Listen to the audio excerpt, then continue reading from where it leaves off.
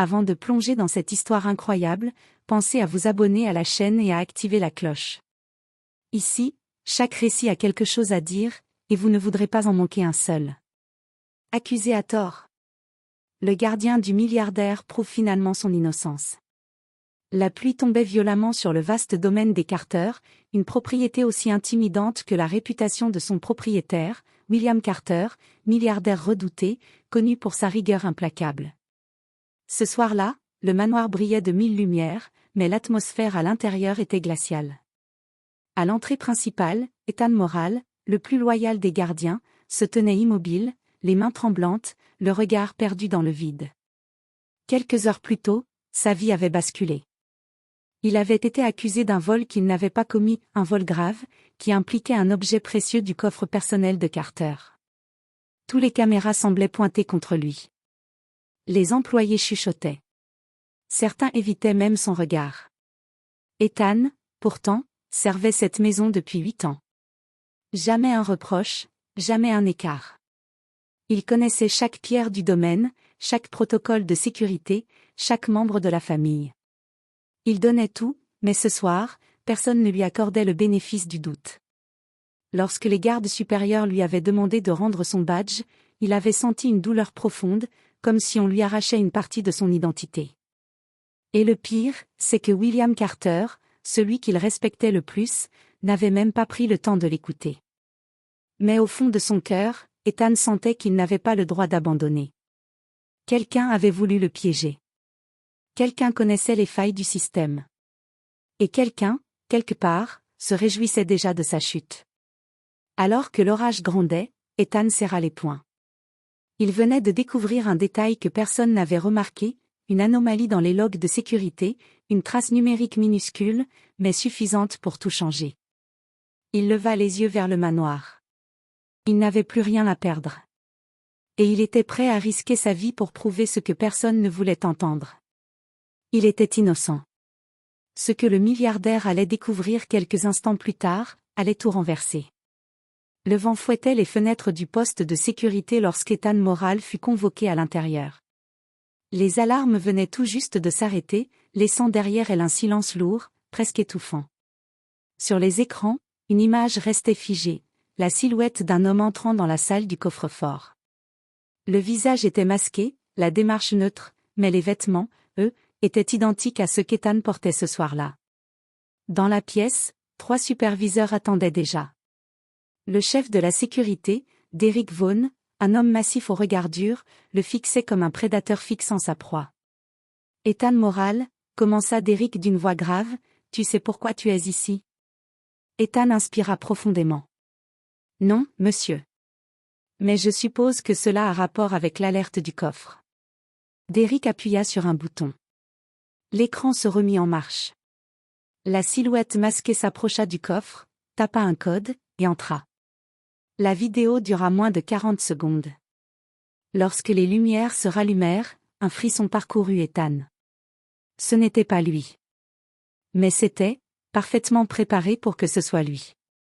Le code utilisé, dit Derrick en croisant les bras, c'est le tien. Ethan resta figé.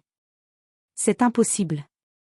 Je ne l'ai donné à personne, et tu étais en service au moment exact de l'infraction, coupa Derrick. On t'a localisé à proximité de l'aile ouest, tu n'avais aucune raison d'être là. J'ai été appelé par radio, répondit Ethan, la voix tremblante. Une panne de détecteur de mouvement, j'ai juste suivi l'ordre. Derrick haussa un sourcil. Aucun signal n'a été enregistré, Ethan. Un froid terrible descendit dans sa nuque. Quelqu'un avait effacé les traces. Quelqu'un contrôlait le système. Quelques minutes plus tard, 2 gardes entrèrent, posèrent une boîte en plastique sur la table. À l'intérieur, une petite clé USB, retrouvée dans le casier personnel d'Ethan. On a trouvé ça chez toi, annonça l'un d'eux. Le contenu correspond au fichier volé au coffre. Ethan chancela. Il fixa l'objet comme si c'était un serpent prêt à mordre. Je n'ai jamais vu cette clé. Quelqu'un me piège. Derrick soupira, fatigué par ce qu'il considérait déjà comme un mensonge. Ta loyauté était exemplaire, Ethan, mais personne n'est à l'abri d'une erreur. Rends ton badge. Tu es suspendu, en attendant la décision du patron. Les mots frappèrent Ethan comme des coups de marteau. Il retira son badge, lentement, comme on arrache un bandage trop collé. Il sentit ses mains trembler. Une humiliation froide envahit sa poitrine. Lorsqu'il sortit du poste de sécurité sous la pluie battante, il comprit une chose. Quelqu'un de l'intérieur voulait sa perte. Et cette personne connaissait chaque détail de son travail. Mais ce qu'il ignorait encore, c'est que l'indice qui prouverait son innocence venait d'apparaître dans les systèmes du manoir. Subtil. Caché. Prêt à renverser toute l'enquête.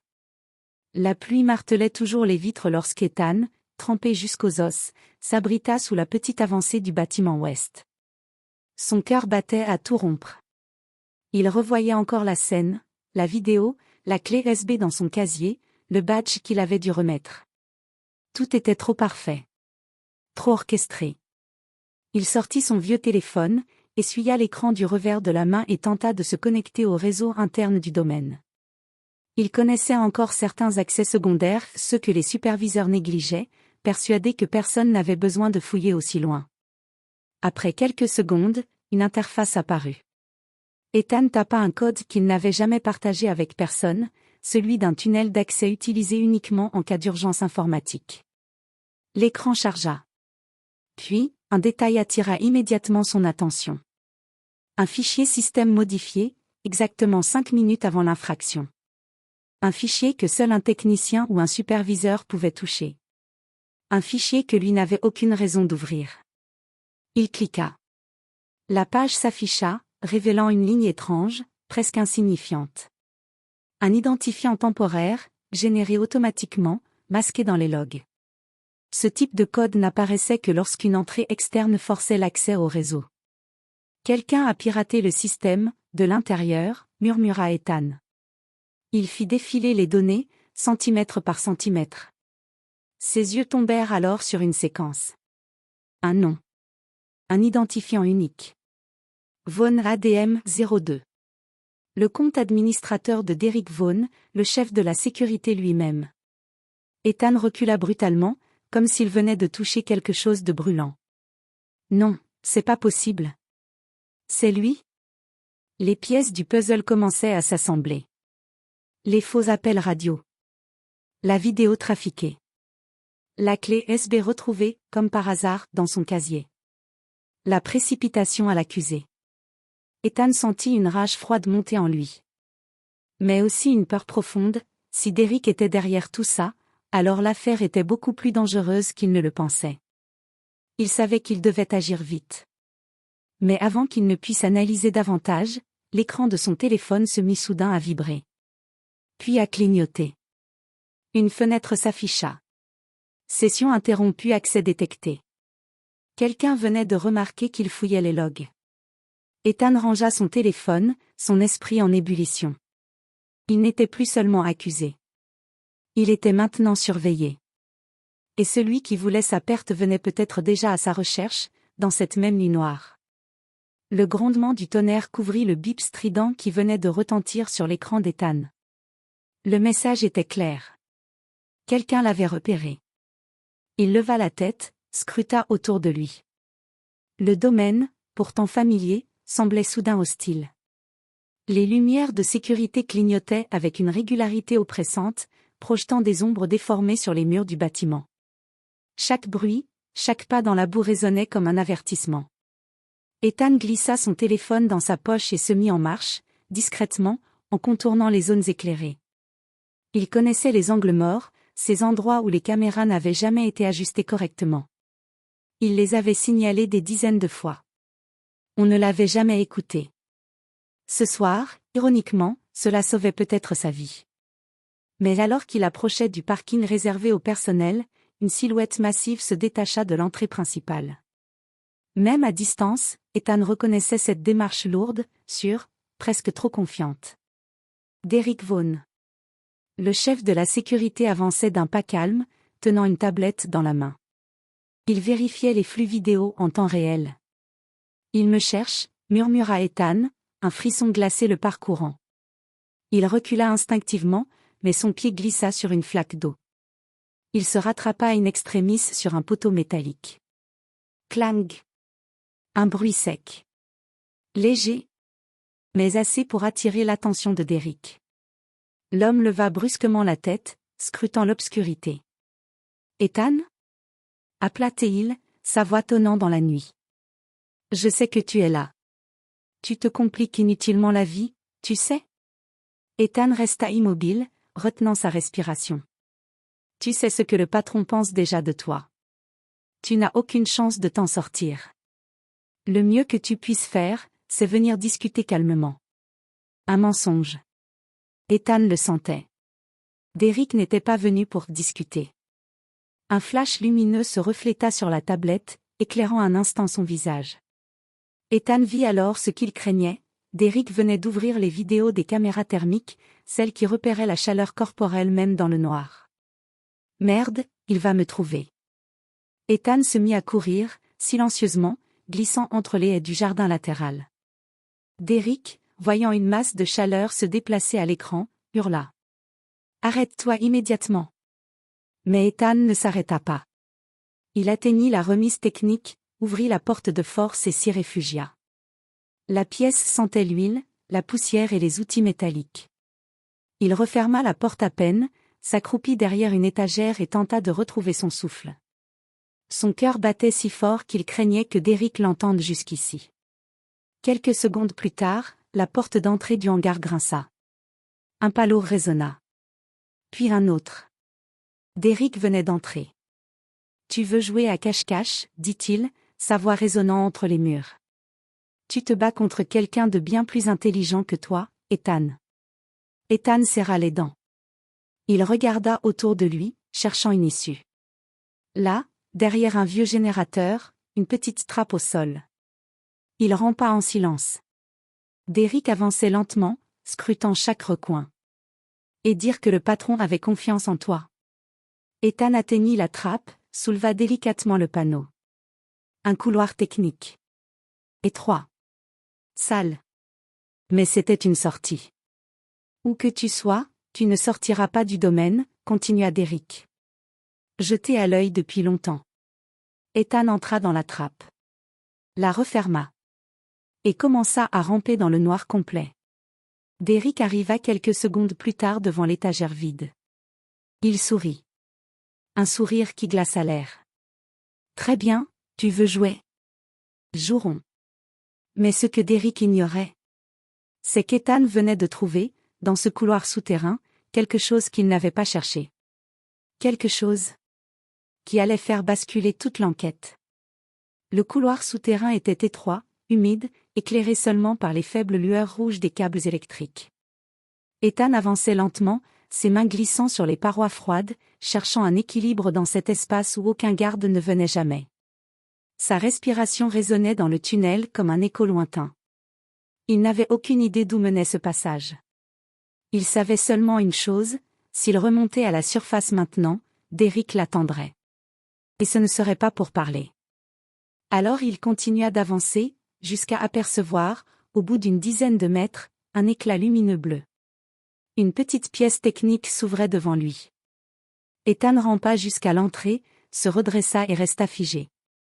Au centre, posé sur un socle, se trouvait un boîtier noir relié au réseau principal du domaine. Un boîtier, qu'il n'avait jamais vu auparavant. Il s'en approcha. Un voyant clignotait. Un seul câble Ethernet reliait l'appareil à un commutateur secondaire utilisé uniquement par les superviseurs. Un câble étiqueté. ADM 02 Derrick Vaughan. Ethan sentit son sang se glacer. « C'est un injecteur » murmura-t-il. Un dispositif de clonage vidéo. Il comprenait enfin. Ce boîtier pouvait rediriger les caméras. Projeter de fausses séquences. Et remplacer en temps réel les images du système principal. C'était comme ça que Derrick avait créé la silhouette masquée. Comme ça qu'il avait entré le faux code. Comme ça qu'il avait effacé les journaux. Ethan recula, tremblant, mais un détail capta soudain son attention. Une lumière verte s'alluma. L'appareil venait d'ouvrir automatiquement son dernier enregistrement interne, une sorte de journal de fonctionnement. Ethan prit une profonde inspiration, puis appuya. L'écran miniature du boîtier afficha une vidéo. Et là, sous ses yeux, l'impensable apparut.